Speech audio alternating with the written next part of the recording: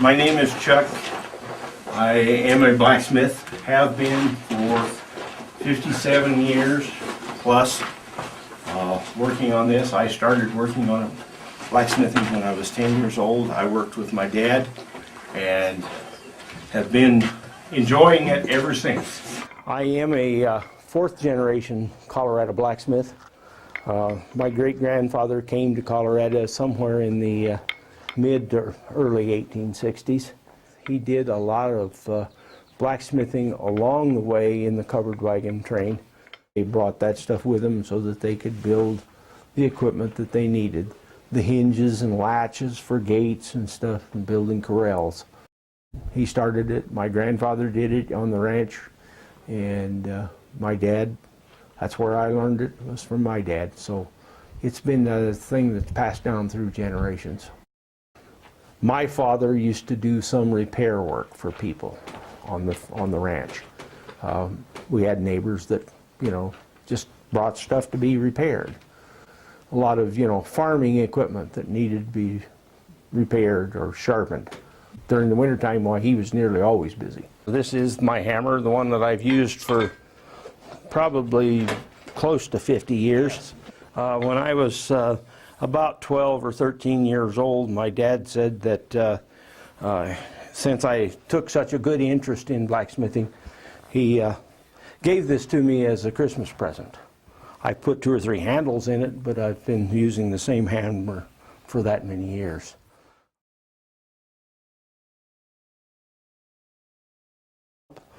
This forge has what we call a duck's nest in it. This is the fireplace, or the fire area of the forge, where the fire is built, and we use that to heat the metal and shape things in this. James Walker did a lot of forging in here. He made a lot of the hardware that he needed for corral gates, hinges for barn doors. There were many things that we find around here at the Walker Ranch that James Walker made somewhere in the 1880s to the early 1900s.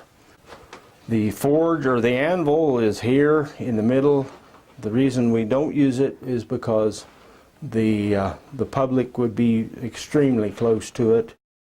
We are in the new blacksmith shop.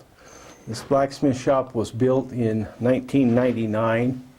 The reason it was built, one of them, was to accommodate larger groups of people. We have a wall built up around the blacksmithing area so that people don't get injured.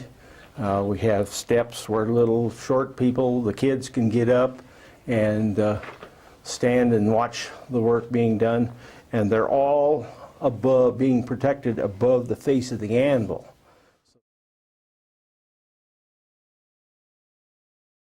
One of the most important things that the blacksmith has is his hammer and an anvil here. The purpose of the anvil ringing is just the fact that you want the anvil to do some of the work for you. When you strike the anvil, it should bounce the hammer back at you. That's the sign of a very good anvil.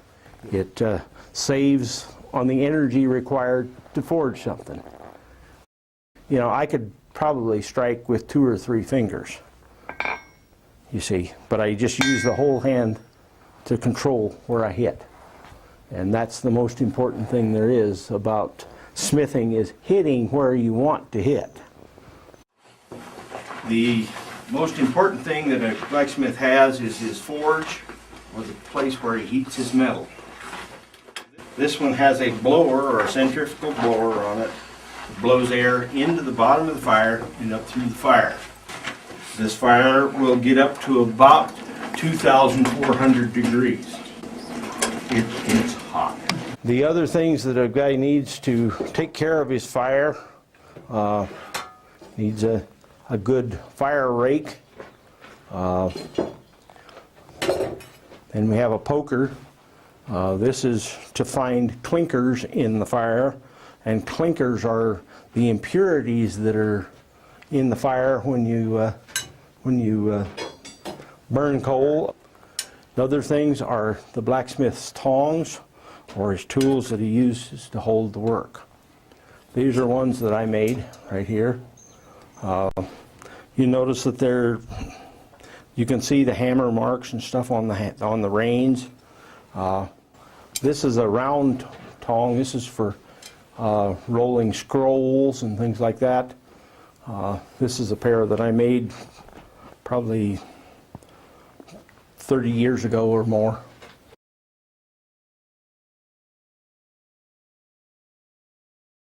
Blacksmithing consists of moving metal in two different directions, drawing it out or upsetting it, making it shorter but larger in diameter. The first thing that I did was draw things out. And my dad always used to give me a bad time if I burned a piece. He would, he says, I can't afford to buy that much scrap iron for you if you're going to burn it up. Back in some of the early days, when young people apprenticed with a blacksmith, they started at about your age, 10, 11 years old.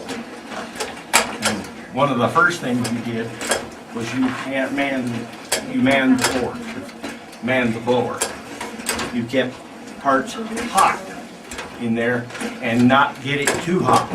Don't burn it. You never touch anything in here when you're working here because everything is hot. That's the way you assume it is, that everything is hot.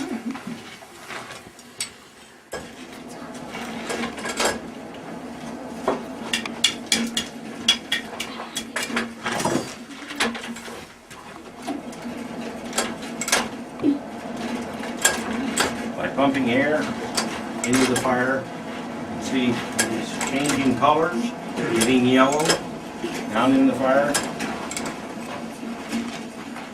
and getting the piece of metal hot. That's about 1,700 degrees, 1,800 degrees, somewhere around there. At that point, when you work on it, pound on it, it's a lot like Play-Doh. It's easily shaped.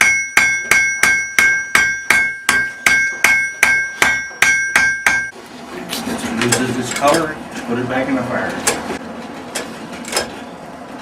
One of the first things that I learned when I was a young man learning blacksmithing at the age of 10, my dad told me, he says, there's two things that you will, oh my gosh. there's one that you don't want to do that. Oh my gosh, that's good. It was like fireworks. Let's get that again. See that thing sparkling like that? Yeah. That was actually burning. That's steel burning. Wow. You don't want to do that. But when you get it real thin, and the point like that, it's easy to do. When you burn something, maybe you think you've got too many irons in the fire. Too many irons in the fire is a blacksmithing term. This morning I was working and I had 3 pieces of steel in the fire. And I really had to be right on top of the situation to keep them from burning.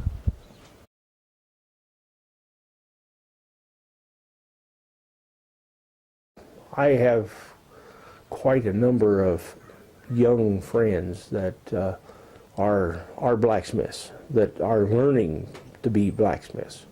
So it is not a dying art. In Colorado, we have a blacksmith organization. We have 240 members. It's called the Rocky Mountain Blacksmiths, and every year we have a conference over at Carbondale. It's open to the public to come see what we do, and we usually have 70 to 80 people attend. We have blacksmiths from other parts of the world, actually. Last year we had a demonstrator from England come over and demonstrate for us. And so blacksmithing is not a dying art. In fact, it's a growing art. That's one thing that our blacksmithing organization has always done, is that we've always wanted to share our knowledge. I think the biggest teacher, the best way somebody can learn is just by doing it. That's how you learn it, is just do it. It's something that really matters. I'd like to pass it down to my grandchildren. My son does blacksmithing. He can work up here. He has worked up here in this shop and demonstrated for open houses. He's not considered a blacksmith. He's a machinist, but he loves doing it. And so I hope that one of my grandchildren will take it up.